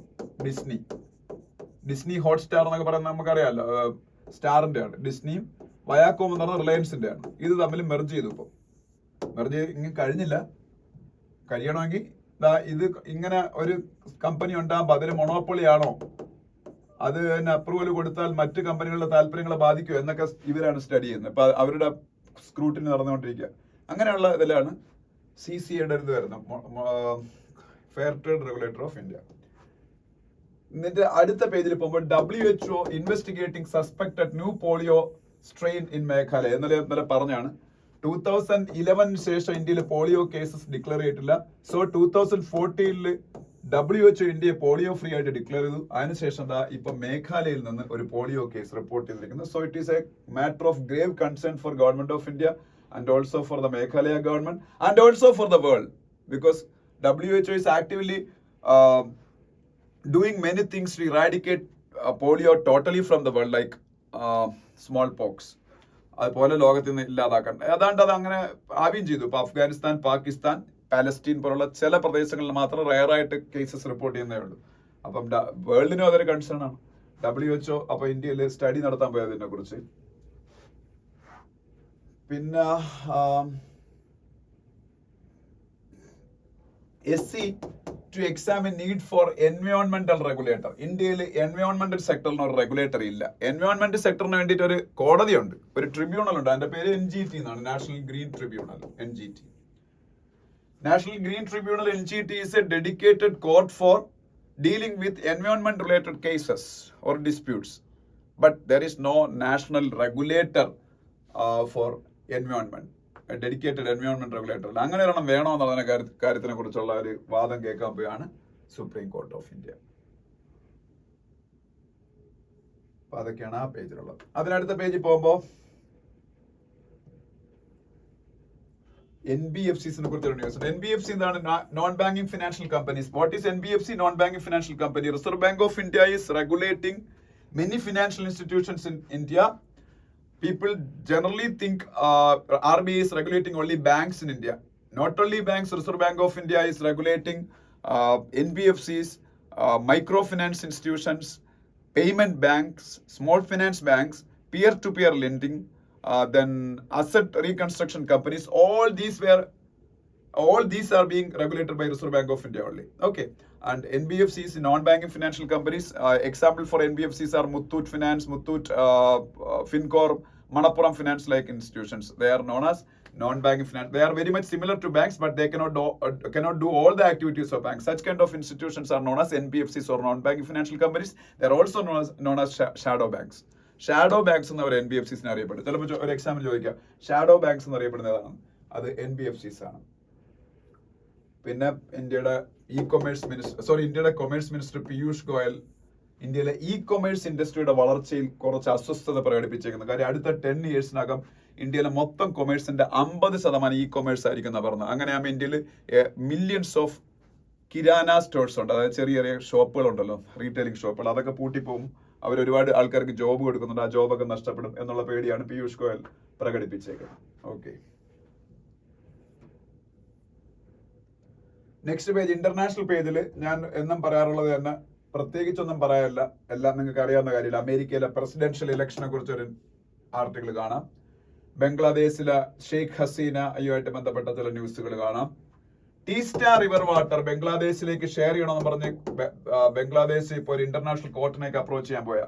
നമുക്കറിയാം, ഞാൻ മുമ്പ് നിങ്ങളുടെ പറഞ്ഞിട്ടുണ്ട്, there is a Teesta river water sharing agreement between India and Bangladesh. Actually India is ready to give the due water to Bangladesh without any hesitation. Government of India under Manmohan Singh in the year of 2011 or 12, exactly I don't remember the year, made an agreement between India and Bangladesh, Teesta River water sharing agreement. But that was not operationalized since that agreement year onwards. That was not operationalized, mainly because of the stringent opposition of West Bengal Chief Minister Mamata Banerjee. She's dead against that agreement. She's not ready to give fair share of water to Bangladesh from the Teesta River.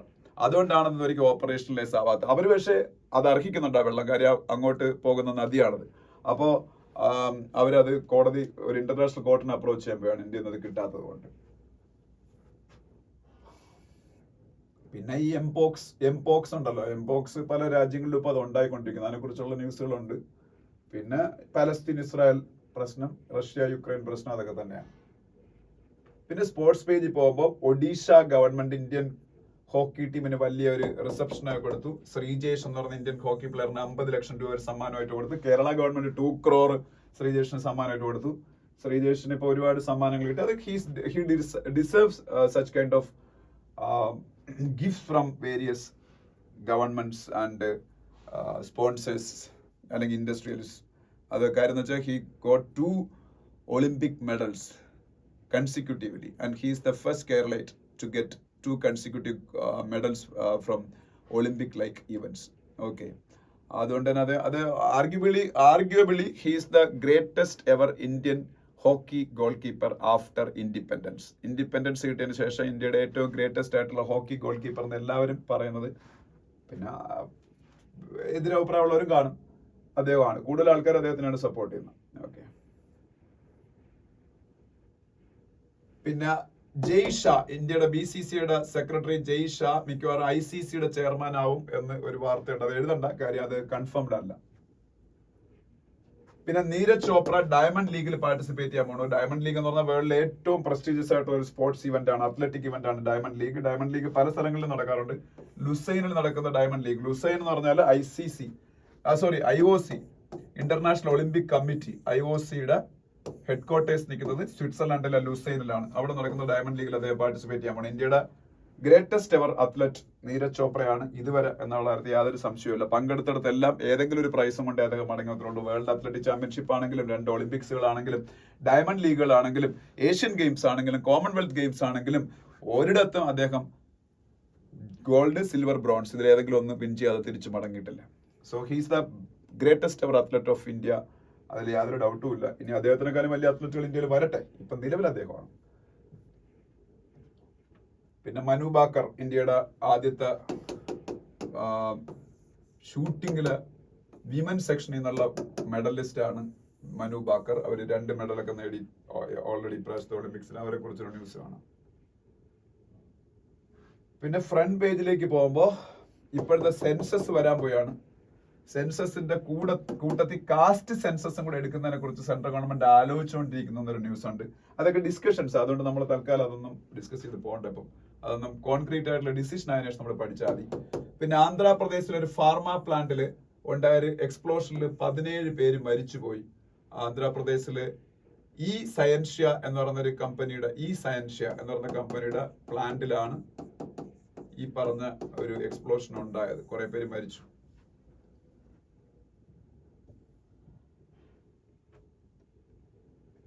പിന്നെ അതിനടുത്ത പേജുകളെല്ലാം നമ്മൾ ഈ domestic ന്യൂസുകളുടെ പേജുകൾ ഇട്ടേക്കുന്നതല്ല, അതിലൊന്നും പ്രത്യേകിച്ചൊന്നും പറയാനൊന്നുമില്ല കേട്ടോ. ഇത്രയേ ഉള്ളൂ നമ്മൾ ഇന്നത്തെ പത്രം എന്ന് പറഞ്ഞത്. അപ്പം എല്ലാവരും ന്യൂസ് പേപ്പർ നന്നായിട്ട് വായിക്കുക വീഡിയോ കണ്ടതിന് ശേഷം. എന്നിട്ട് നിങ്ങളുടെ കമന്റ്സ് ഒക്കെ പറയുക, ലൈക്ക് ചെയ്യുക, ഷെയർ ചെയ്യുക, സബ്സ്ക്രൈബ് ചെയ്യുക ചാനൽ. ഇത്രയേ പറയാനുള്ളൂ. Thank you so much for watching the video.